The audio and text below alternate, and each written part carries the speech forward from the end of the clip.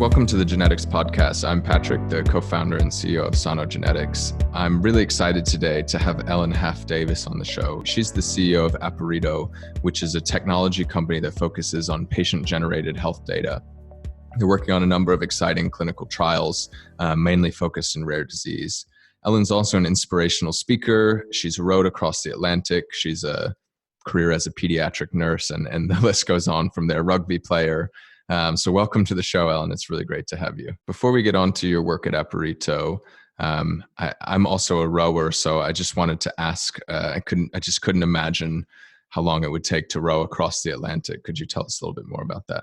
Yeah, it was, I guess it was one of those life-changing moments. My life prior to that had been all around rugby in terms of my sports adventures. So for 10 years, I'd combined my career as a children's nurse with playing Premiership rugby at London Wasps and Welsh students squad, and also the senior Welsh squads, getting 13A caps. And for 10 years, it had been sort of a great combination. And then I was dropped from the Welsh senior squad, went through a divorce, and just decided that I would row across the Atlantic, which, was a sort of brave decision, I guess, given that I'd never rowed before, never been out to sea before, and certainly didn't have the sponsorship money to fund the campaign at that time. But it was a very life-changing moment, and very proud and pleased that I decided to do it. So, right. So you and a colleague, also a nurse, the two of you rowed across together, right? And how long did it take? Yeah, so Herdip Sidhu and I'd worked at Great Ormond Street Hospital together for a few years, and we launched the campaign called Nautical Nurses.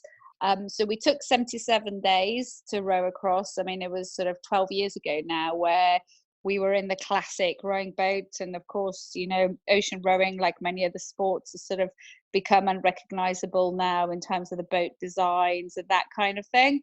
But at that time, it was quite, and given that we were both complete novice rowers or sea goers, we were quite excited about the fact that we managed to get across. But more importantly, we'd also raised £190,000 for metabolic research at Great Ormond Street Hospital, which funded Dr. Emma Footet to do a PhD looking at the value of vitamin B6 in neonates with PNPO deficiency, a rare disease.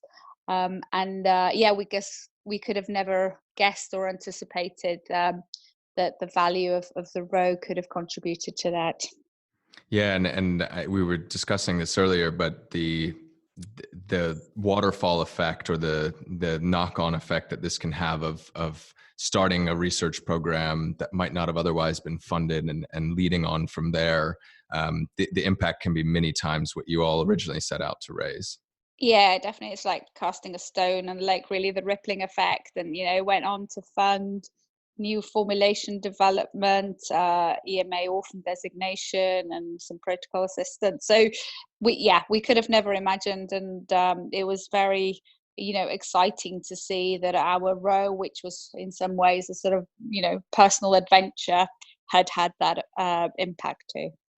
Right. So then I guess after you finished the row, you went back to your normal life as a pediatric nurse, and you're working as part of clinical trials, right? In primarily in rare disease.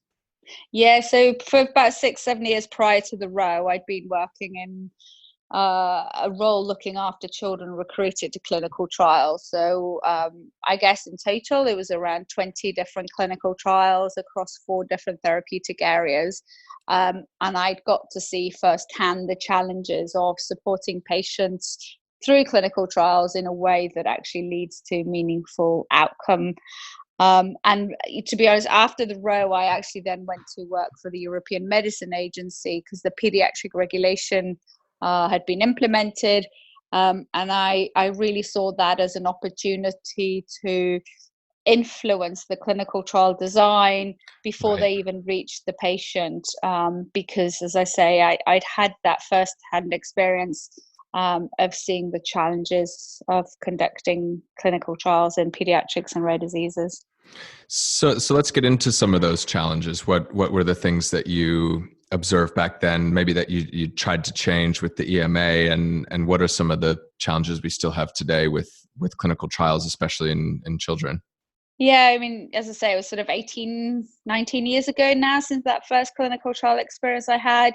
And I would say that, even today, the biggest challenge that we end having is selecting the right endpoint or outcome measure. And that has so many different sort of long-term or sort of, implications from that first question of which outcome measure or endpoint to select. On one level, if you don't select the right endpoints or outcome measures, it means that you then set yourself on a path to be constantly measuring the wrong thing. And when that does not reflect what's important to the child and family, then, the path just takes you further and further away from what's important.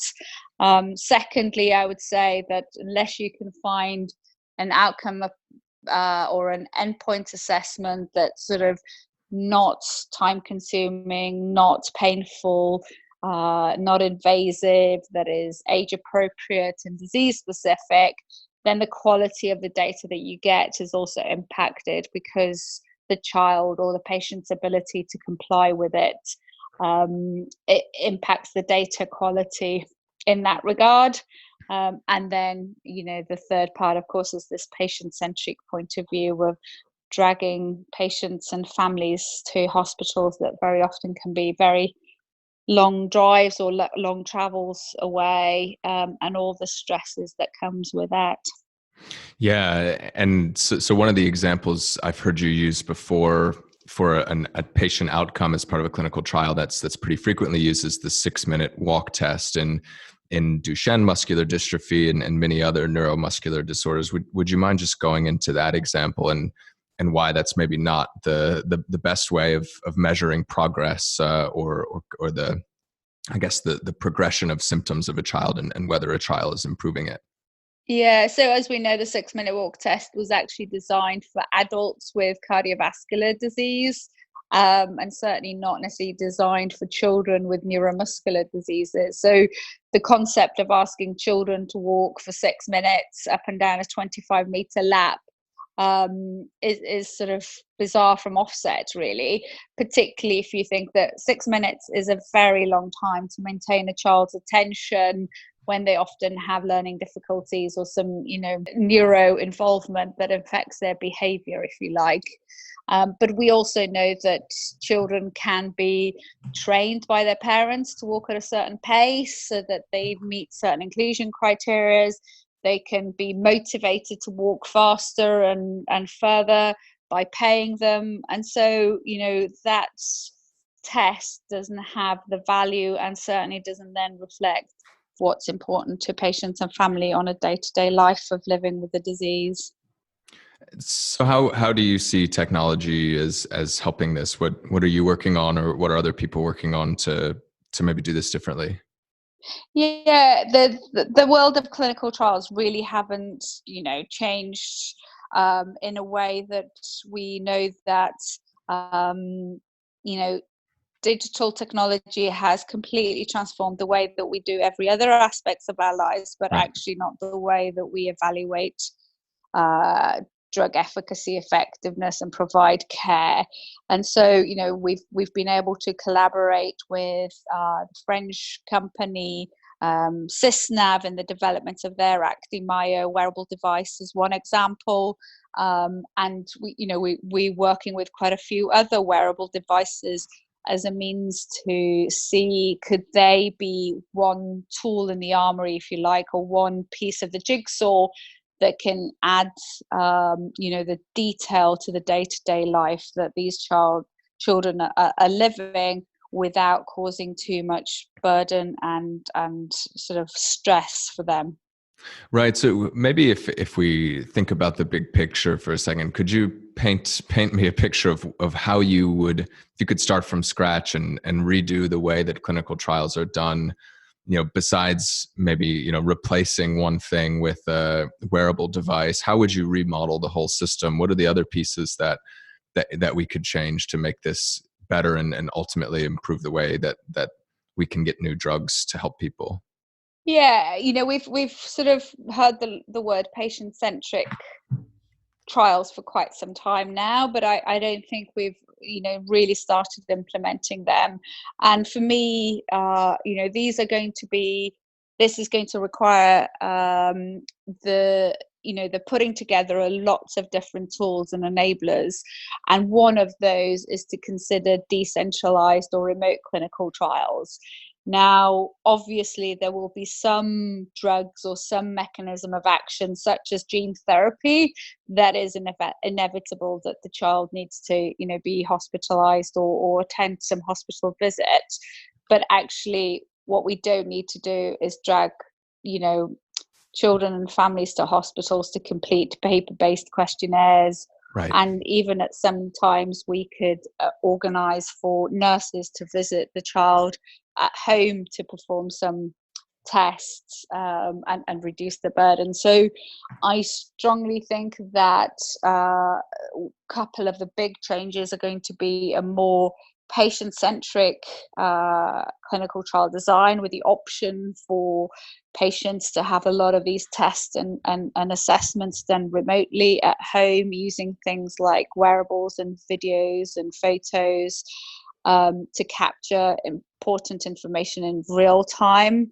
And that kind of adaptive pathway based on those data analysis that will be sort of much more detailed and continuous will give us hopefully earlier access to medication in a safe way, but most importantly, an effective way. Yeah, and I guess another thing that I can think of is, so I come from a rare disease genomics background, and one of the big challenges in rare diseases is even getting a picture of what typical development looks like for a child with a particular disorder. So you could also use your technology to understand what is life likely to be like, and that, I guess, also gives you a better picture of whether the treatments are helping, right? Because you can establish a much richer baseline to say most children with this mutation develop in a certain way, and treating them improves it or doesn't improve it in some kind of more specific way.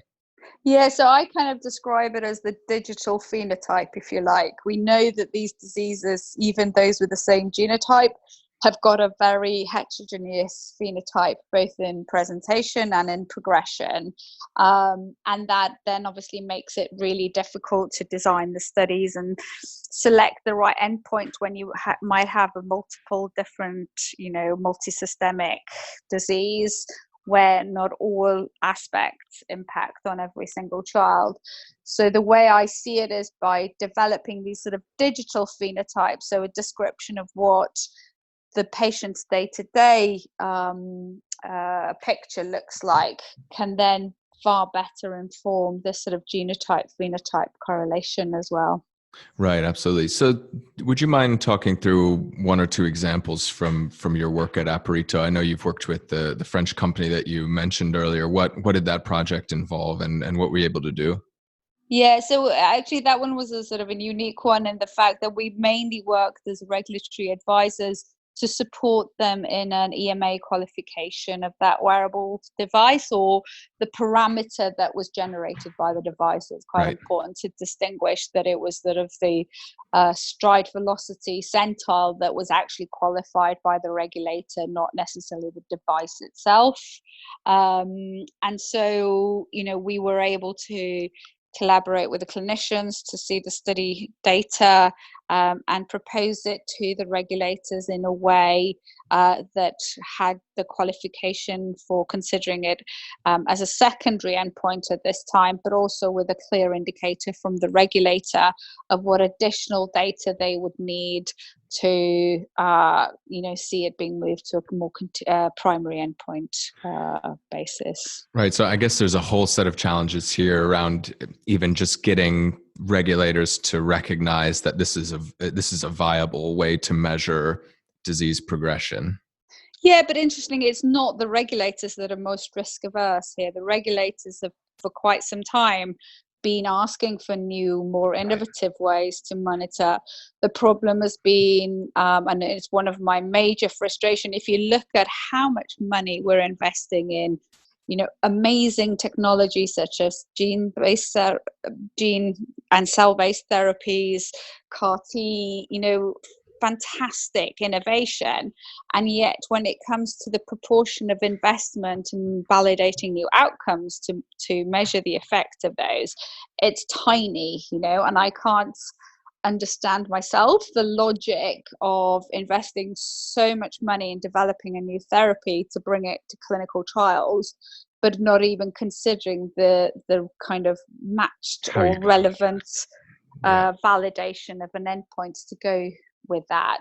And if you look at Actimio and their work in developing that wearable device in Duchenne muscular dystrophy, the majority of that work was actually supported and driven by the patient group community themselves and key opinion leaders.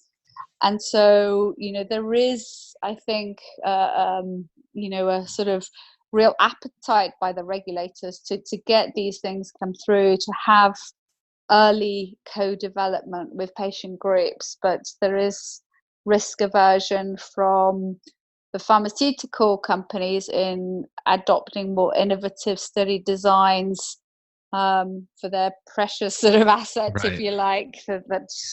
So is it sort of maybe a conservatism where they're more concerned about something maybe going wrong and not getting approved because the new measure isn't is as well understood or validated? Is that kind of how you see it?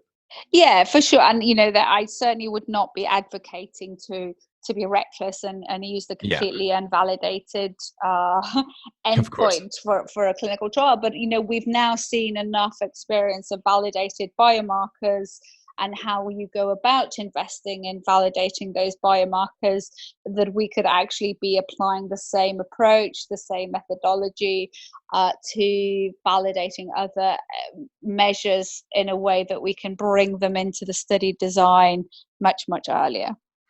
So how do you, when you start a project with a patient group or with a researcher or pharmaceutical company, how do you go about actually designing the measure? Do you run focus groups with patient organizations or patients themselves? Do you draw off of body of research from academic or pharmaceutical researchers? Or how do you actually go about saying, from we know that there's a better way to do this using technology to actually developing the technology, whether it's wearable or a mobile device or whatever it is? Yeah, absolutely. I mean, it varies. It depends a lot on. So, for example, our work with the International Gaucher Alliance, which is a very, big, very well-established, well-informed patient group, has involved a lot of patient group, focus groups, in-depth interviews, online surveys, because the patient group was able to support and facilitate that. Other patient groups, they tend to be slightly smaller if they're early on, and so they don't necessarily have the same sort of resource or infrastructure to support that. So we do slightly smaller involvement, but it's absolutely mandatory today to get that early input for sure. Yeah, I mean, when you were just talking about the concern about trials failing, it made me think of an example. We had a Nick Serow on a previous episode of the podcast, who's part of a large group of people who've recently had a successful clinical trial for a rare disease called AKU, and they found that an early trial actually did fail for the same molecule, failed because the endpoint they were measuring was just really not reflective of improvement of the disease, and they developed a score to measure improvement of the disease, and it's as a direct result, they've had a successful clinical trial. And I think the other lesson from that story is the involvement of so many different parties, which it sounds like you embrace as well. It's not just a company or a pharmaceutical company on their own, but patient groups, patients themselves, new technologies coming in, and ultimately the pharmaceutical companies that have the expertise to develop the treatments and then bring them to market. Yeah, it has to be a multi-stakeholder sort of input, and I would go further and say we need to give patients and the patient community the support and the resources to lead the way on this, because we can obviously advise on regulatory strategy, validations, qualification, but actually we should be there to be advisory and funding resources on this to enable patients to do it, not which unfortunately happens sometimes, that you do it a bit more tokenism, that we've already charged along the way, and then we turn to the patients to say, well, do you want an apple or an orange? And they go, well, actually I'd really like Right. a banana, so why didn't you offer me Yeah, 2 years ago before you started. exactly. So that's where I think there's still a bit of work to do in changing a bit of mindset on that. Do you think also your approach can be used in determining whether treatments are working or are cost effective after a treatment's already been approved? I mean, I'm thinking in the UK, for example, there's a number of expensive drugs that are coming on the market, and it seems like the NHS needs better ways to ensure that they're getting value for what they're paying for. Is this also an area that you're thinking about or working on, where you say after a child has had a treatment, can we work with the family or monitor the progress in some way to make sure that if the government's going to pay £1 million for a potentially transformative treatment, that we actually really understand how this is impacting the life of the child and the family? Yeah, I mean, absolutely. But just to be clear, to go back to the point I was trying to make about the choice of endpoint of outcome earlier, by selecting the wrong endpoint or outcome for the clinical trial, you're setting yourself on a pathway Right. which To takes you failure. further and further away from this question. And that's where in these study designs, if we understood what was important to patients right from the beginning, and yes, the regulators have a very clear mandate to be evaluating efficacy and safety, and the reimbursement agencies have a very clear mandate to be evaluating effectiveness and value. But actually those two things aren't completely mutually exclusive. If you could consider those things in one right at the beginning, again patient sort of driven, then we would have far better data and understanding collected through the initial clinical trial study designs by the time it came to the regulator. And it shouldn't then have to be let's panic, we don't have the right data for Right. our HTA application now, because we hadn't thought about it till now. Do you feel like there's a lot of support from governments in the UK and Europe to push towards this kind of technology? Is that a champion sort of in your corner of helping you to get these things to market faster and to reshape it this way? I wouldn't say it's a difficult one.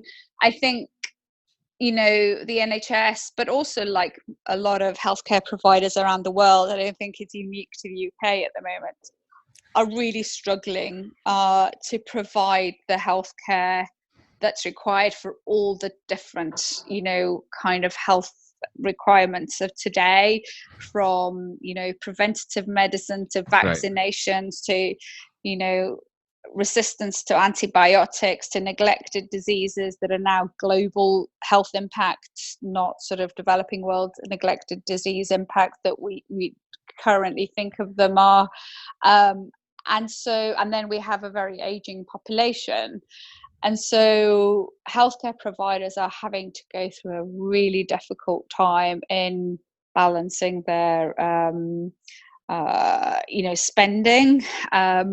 And yes, they are always looking for solutions to manage that, but it's a difficult time for them to manage the sort of day-to-day firefighting they're experiencing today and looking after Yep. today's patients versus the investment for future ones. And that's where I think the two kind of conflict, I think. Right. Yeah. It has to save money immediately. It can't just save Hmm. money in the long term. Yeah, exactly. Yeah. Do you see any kind of solution to this insight? I mean, it seems like every year the concerns about rising costs, certainly in the US and here in the UK as well, seem to get worse and worse. Are we headed for some kind of crisis and we'll have to figure out how to reset? Or do you see do you see some kind of turnaround or solution on the horizon? I mean, sadly, I worry that we're more likely to see a bit of a crisis before we see resolution Right. on this space.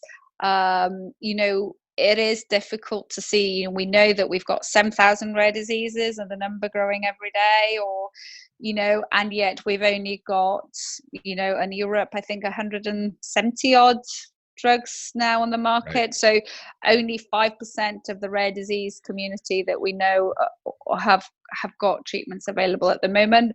And at the same time, we know that it's not sustainable to fund the currently one available, let alone consider drug access and support for the others. And so the orphan regulations and the incentivizations linked to it have been, successful in getting pharmaceutical companies interested in this space. But let's not be sort of naive and think that they are investing in rare disease because of uh, philanthropic reasons. They're also Yes. there for profit.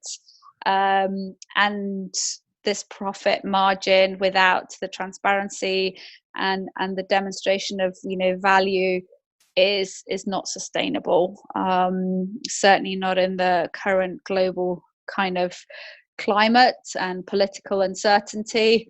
And so I do think it's quite an uncertain future for this area, that needs to really see it as a societal global issue and not a dog eat dog kind of future. Yeah, absolutely. There's this, and a lot of people have probably heard of Moore's law, which is the idea that computing power gets faster and cheaper by a factor of two every year and a half or so. And I've heard the opposite. It's just called Eroom's law, which is the cost of drug development doubles every 2 or 3 years. So it's unsustainable in that sense. So I know Hmm. there are other approaches out there, drug repurposing, to take things that have already been approved and try them out in new conditions where we already know it's safe. It seems like this is an area where groups like yours could make a really big impact, because if you're working with the patient groups early to understand what is success look like, and you're able to take something that is already proven safe and try to accelerate it through the development process. Is this an area that you're already working in or thinking about? Yeah, so I wrote a paper with Professor David Hughes on the opportunity here for repurposed drugs to be developed and to offer an opportunity for the rare disease community in an affordable way. But sadly, you still have very aggressive pharmaceutical companies that then jump on this and rebrand them in an orphan drug and charge them back to the same community at 10, 50, 60% higher than they were when they were Right. available in a different format. So even that as an approach sadly gets sort of capitalized for profit making purposes. And again, in the rare disease space, there are examples where generically available kind of, I call them cheap drugs, were available and then put through the orphan regulation process and now are not affordable to the same Right. community that supported the development of them. So it seems like the payers, the NHS in the UK, or insurance companies or healthcare providers in the US have to step in at some point, right? To make it fair for everyone, right? I don't think anyone would argue that the pharmaceutical companies shouldn't be able to make money because they're doing an important and expensive and risky part of the process. But equally, if it's as you say, if it remains unsustainable, then it's not doing anyone any good. Yeah, I mean, I guess you have a slightly more optimistic and favorable view of the pharmaceutical industry in that regard.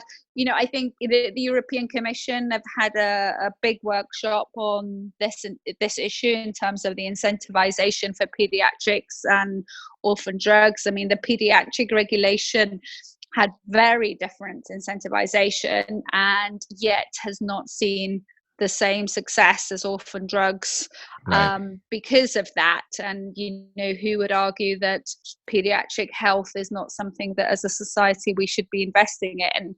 And there are, I think, global political issues that governments need to collaborate with globally, because at the end of the day, drug development, and we live in a globalized world, is a global issue to sort of make this a fair balance. And yes, profit, but profit that's sort of transparently kind of understood on margin, that really reflect what the R&D investment that has been done by the pharma company itself, not necessarily done by government funded hospitals and government funded grants, and then acquired by pharma company to take the last leg, if you like. Yeah, you make a really good point there, that it's often difficult to track exactly how much of the investment was made by each of the different parties, because so many of these innovations go through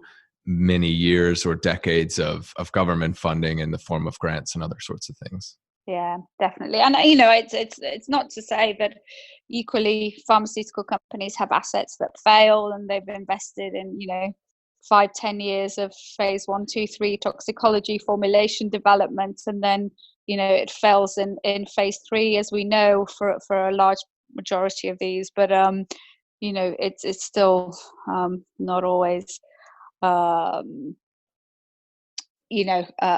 justifiable and transparent in a way that we can see it to be sustainable. Yeah, well, and I think also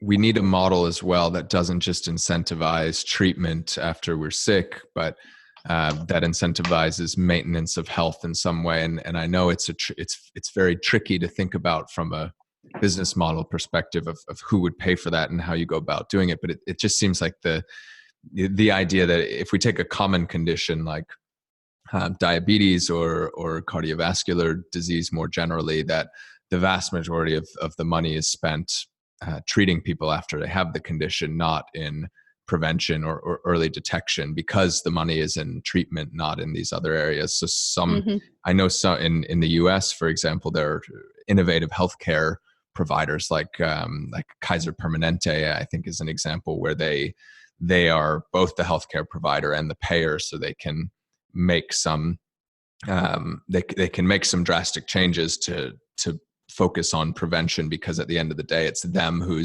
they're not being paid based on the number of butts in hospital beds, or they stand to save money that way. So I wonder if some of these kind of models will start to emerge as well. Yeah, no, I think that there is an exciting opportunity to bring new models. And I think, across business everywhere, people are now thinking, what used to be called the triple bottom line or CSR or sustainable thing, those aspects, in a way where you have climate change and limited resources, we need to come up with more interesting sort of sustainable, ethical, longevity kind of approaches.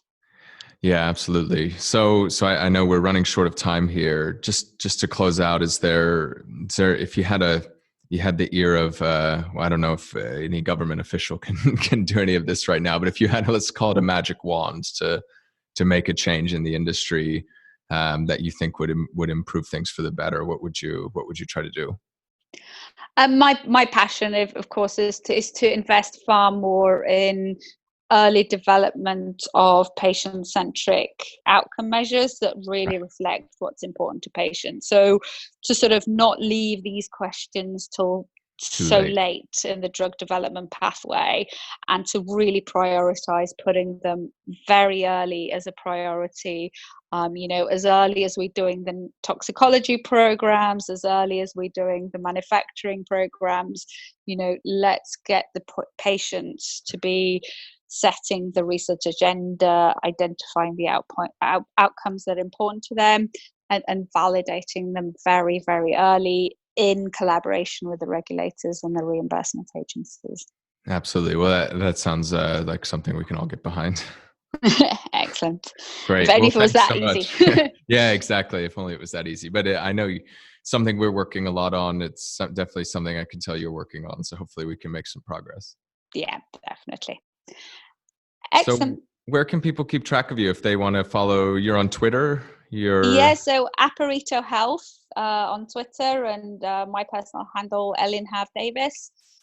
So yes, quite active on Twitter as the general updates, but also our website, www.aparito.com, which we are about to launch a very new updated one. So come back in a week or so to see what else we're up to in this space. Excellent. Okay, wonderful. Well, thanks so much, Elin. Thanks so much. Have a good one. Have a good one. Take care. Bye-bye. Bye.